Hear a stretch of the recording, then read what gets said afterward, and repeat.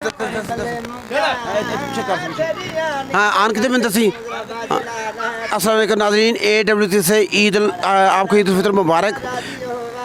तो हम ये देख रहे हैं कि ये आज ईद का त्यौहार है। ईद जो सन हिजरी को पहली दफ़ा मनाएगी। तो ये देख रहे हैं कि ये मज़दूर बंदा जो बंदरिया से जो अपनी रोज़ी कमा रहा है, तो वो कैसे और ईद वाले दिन भी वो ये काम कर रहा है। तो उसके लिए आज कैसा लग रहा है कि सारे एक अच्छे अच्छे कपड़े पहन के बच्चे और बड़े भी वो ईद मना रहे हैं। तो इनको पूछना है कि ये आपको ईद वाले दिन भी ये काम क्यों कर रहे हैं। जी अस्सलाम वालेकुम। वालेकुम सलाम, क्या हाल है? की ना ਤੁਹਾਡਾ? निसार अहमद।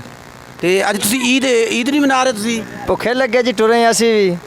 दिल साडा भी करता घर ईद करिए बच्चों में, पर की करी मजबूरियां टेंशन बड़े छड़े सी को नहीं आया।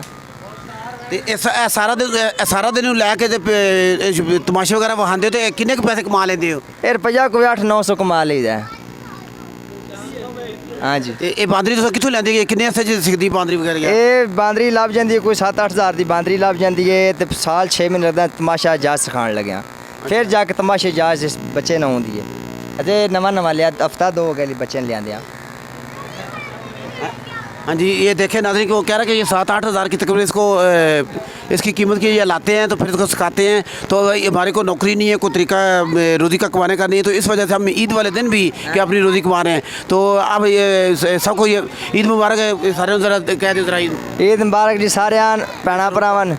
हाँ, वो कह रहा है जी मेरी तरफ से सारे बंदरिया वाला कह रहा है कि मेरी तरफ से सारे आल पाकिस्तान को और जितने यहाँ भी मुसलमान दुनिया के जिस कोने में भी बात है उनको ईद मुबारक।